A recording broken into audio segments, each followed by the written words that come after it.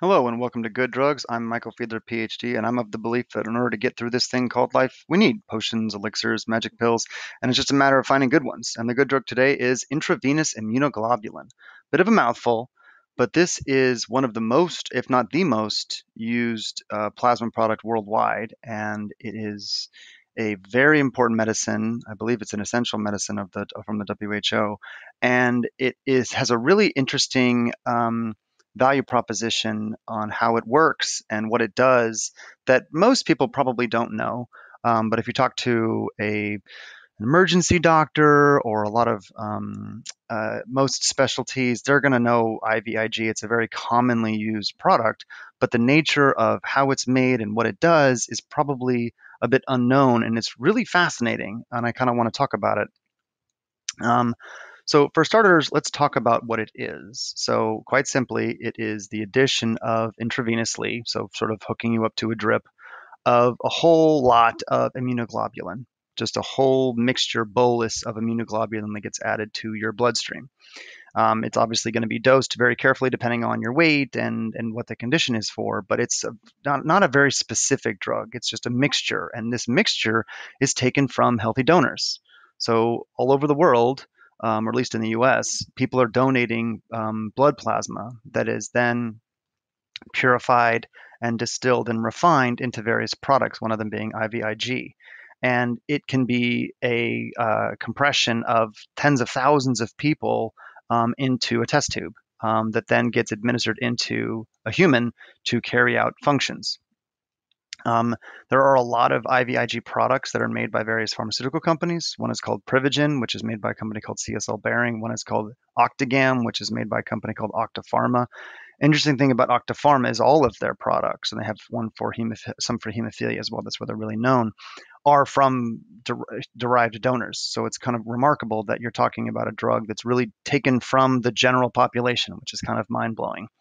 So let's talk about what this drug would actually even do in a given situation. So what is an immunoglobulin? So apologies for throwing that word out there and not defining it. Immunoglobulins are essentially the artillery of the immune system. They allow the immune system to fight.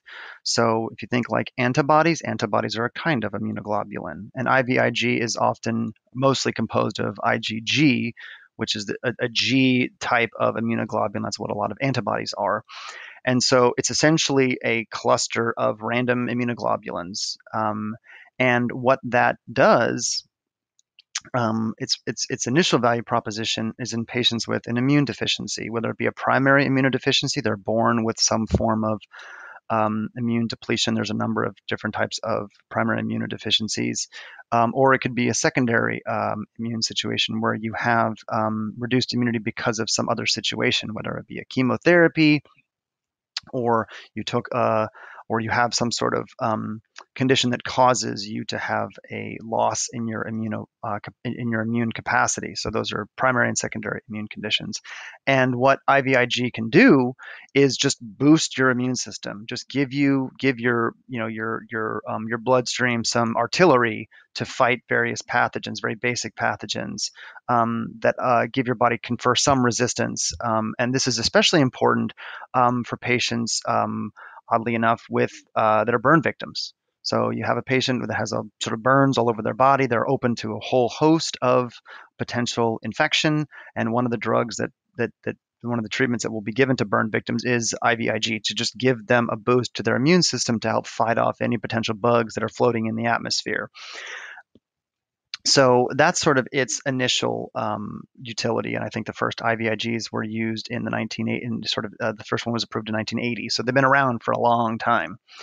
But what's interesting about IVIG is that it's also used in patients with autoimmune conditions, which is a bit counterintuitive. So I'm sure you can appreciate that if you have immune depletion, either because you're born with some immunodeficiency or you have something happen to you that compromises your immune system, giving you this immunoglobulin artillery would have value, but it also has similar value in patients that have an overactive immune system. So what does that mean? So an overactive immune system essentially is when your body is fighting itself, and for whatever reason it turns on itself. And there are a lot of autoimmune conditions out there. Multiple sclerosis is the one that I love and know the most, but there are a host of other ones. Rheumatoid arthritis is another one.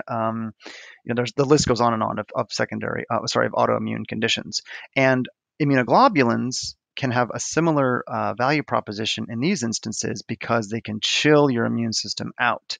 Your immune system is offering this chaotic energy, sort of it's gone awry for some reason. Flooding you with the serum of 20,000 donors can normalize you. It can give you regulatory function, sort of giving you the capacity, the synergistic capacity that someone has in their immune system to sort of be chill and not go nuts. It can give you that sort of magic secret sauce to kind of mellow out your immune system in a non-specific way, because IVIG is just sort of a condensation of a ton of stuff. So it's not a specific single molecule. Um, and in that mixture, it can do things like tie and bind up antibodies that are floating around and causing damage. So we can sort of um, dilute the negative energy that's sort of floating in your bloodstream in a very kind of non-specific way.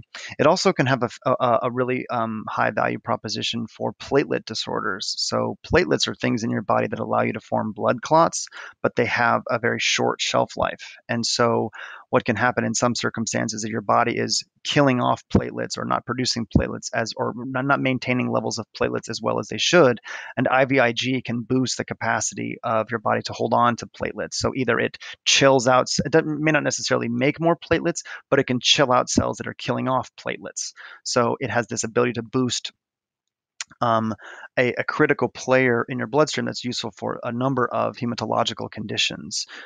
So whether it be an overactive immune system or sort of a lackluster immune system, IVIG is a really impactful drug that's used in a whole host of things.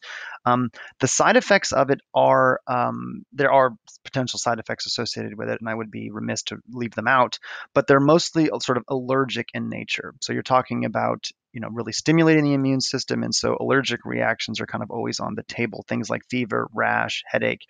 They usually happen within the first few hours of this happening, and they do happen to a minority of patients, but they're not a non-starter. It's not going to cause anything dramatically negative, although I'm sure there's a case study of something bad happening on IVIG. But for the most part, it's a pretty safe drug that does a lot of good in essentially a very non-specific way. And what I wanted to end on is the fact that IVIG is now being experimented in COVID, and not just COVID, but in severe COVID cases, because what you get with COVID is this cytokine storm that maybe you've heard of in the news. And this cytokine storm is not necessarily the virus causing damage to the body, but your immune system being sort of spazzing out in response to COVID or in response to the coronavirus.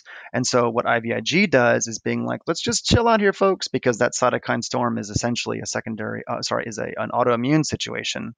And there is emerging literature and case studies that are being published and studies that are being attempted to try IVIG in a sort of a cytokine storm COVID situation. So its value proposition lives on 40 years after it was initially approved. And I just find this particular molecule, and not even molecule, but this particular treatment modality to be really fascinating in how it works. And I'm sure that most people out there had no concept that this is how medicine is done, and this is how it's been done for decades. And so I just